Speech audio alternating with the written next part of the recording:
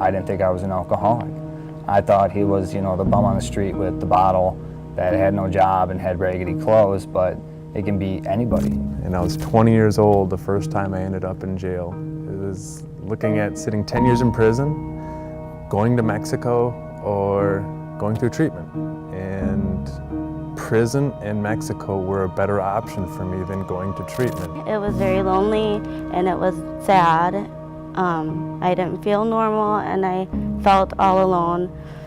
And I used a lot of drugs. I went through the whole mess of them until I had nothing left, not even my children. It was absolutely horrible. I was sick all the time, trying to figure out ways I could kill myself pretty much on a daily basis because I was very miserable. I would drink vodka in the corner of my room all by myself and just think of ways for it to end. I was self-centered, I was selfish, I was hateful, I was negative attitude, not lazy, not hardworking. It was just a steady spiral downward with more legal trouble. I got an OWI, I got into a car crash. Losing my daughter to the county is what put me into treatment and helped me get help. Started drinking when I was 7 years old with a babysitter. That's all I knew. I saw people drinking. That's all I realized. I saw people using.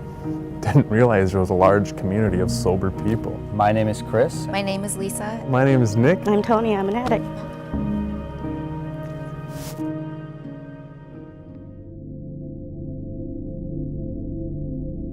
My really good friend had her 4 years of sobriety and wanted to go to the Olive Garden, and they wanted to offer us a complimentary glass of wine. I said, please take the glasses. And I'm coming up hopefully on my 4 years, but I still have difficult times, especially when it's shoved right in my face. I went on vacation a week before, and it was a whitewater rafting ride for 7 days. Everybody was drinking. I mean, that's what we did when we got to camp. That's what people offered me. Oh, hey, you want a beer? Oh, hey, you want a glass of wine? Or not a glass, but a water bottle full of wine. That was really classy. But yeah, I mean, it's an everyday society. Like Liisa said, at restaurants, you can go over to someone's house. I mean, they'll either offer you a glass of water or beer. I mean, depends on where you're going. When I first got clean, I had to stop talking to some family members, and that was hard at first. Now I've learned that, just because they're your family doesn't mean that they're healthy for you and that you need to have them in your life. That friends can be much more than family. I've had to make all new friends at my job and over at the mooring, and it's turned out for the better, that's for sure. I know it's a lot better. But I still have using thoughts 11 years later, using dreams. I'll remember that last use that was vivid, which was usually a horrible, horrible experience, which helps remember me where I came from and where I don't want to be. But I wouldn't have been able to do it without the support and love and breaking away from family and old friends.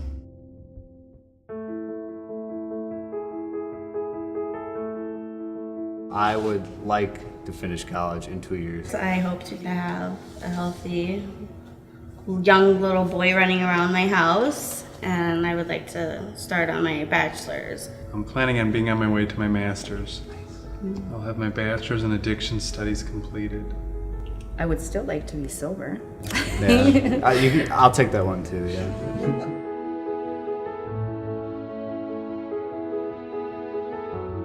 I would say the biggest part where I get back is at my job. I just try to get a feel for, where they're at and how I can best help them to learn the skills they need to move on and get a better job. And maybe help them a little bit with their drama. Recovery taught me to be more open-minded and to try new ways of life, to surrender. So daily surrender is huge in my life. I volunteer in jail just about every Saturday and do a Christian AODA. I was taking up offering once at church, and I said, so yesterday when I was in jail, and all of a sudden people started chuckling, and I just talked so flippantly about it's not a big deal. So I was like, wait, let me clarify this. It's fun teaching people, and Because I don't care where you go or who you are, no matter what group you belong to, there's people who struggle with addiction. I have sponsees of my own, which I took a long time to actually say yes to a few people, but I have 2 lovely ladies that I support. I work at CASA and STEP. I fill in there at STEP on Fridays, and I work full-time at CASA, but I think I offer my experience, strength, and hope. I try to work hard so that the clients and the employees can see that when you work hard, you get places.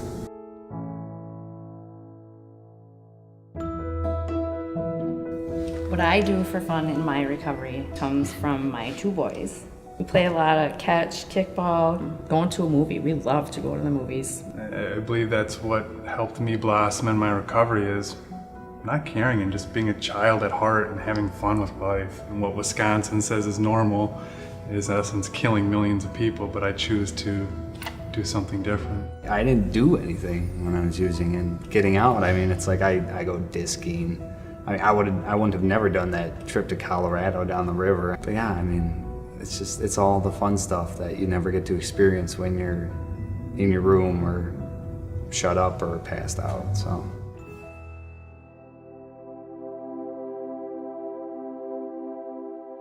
There are people I have chosen to love from a distance because they weren't good for me. I'm glad that I've been able to learn that and through people in recovery. And being honest and trying to give my kids everything I didn't have. My kids not ever knowing a using mom is a huge factor in what keeps me clean and going. Even when I mess up, even when I yell at them. But knowing that, you know, they don't have to save me from hurting myself or stay up with me at night because they don't have to go through these situations that I had to go through. And I get so emotional right now. It's the pregnancy. They know they can count on me. They know that if I say I'm leaving to do something, that I'm gonna come back through the door and I'm not gonna be a mess. My one son said to me that he feels like I'm actually his really good friend and not his mom a couple of weeks ago, and I was offended by that. And I told somebody about that, and they're like, I think that's awesome that he thinks of you as his friend. That means that he feels like he can tell you anything. He can come to you anytime because that's what a friend is. I remember when my dad came to family group, first one and last one, he told the counselors and everybody that I didn't have a problem. Even though that was my 5th treatment, I was on an ATR looking at 10 years in prison, but I didn't have a problem because I was his drinking buddy. Like Liisa, I only stay around the friends that don't do the drinking and don't do the partying and who support me in what I've become and who I am now. And it works out so well. Even when tough things happen, like your father passing. When my mother passed, I was 3 years clean, and her brain swelled till there was nothing left. I watched her wail in pain, and I play through that as vividly reminded. But yet, I'm still grateful that I was sober. I was grateful that I was there for her. I was grateful that I could feel sadness and hurt instead of numbing it and running from it. I work at Casa Clare as a house manager, and a woman had called one day from a treatment facility in Marquette, Michigan, and it was my old counselor. And that was the first treatment I went through, and she's like, I can't believe it's you, she said, oh my gosh. And she was calling just to find out more information about our facility, and she even asked me, she said, would you ever think to come here and talk? And I said, yeah, definitely. They opened my eyes to what a severe problem I had, and granted I didn't get it the first time when I was there, but it just seems like everything's just come like a full circle for me. Thank you.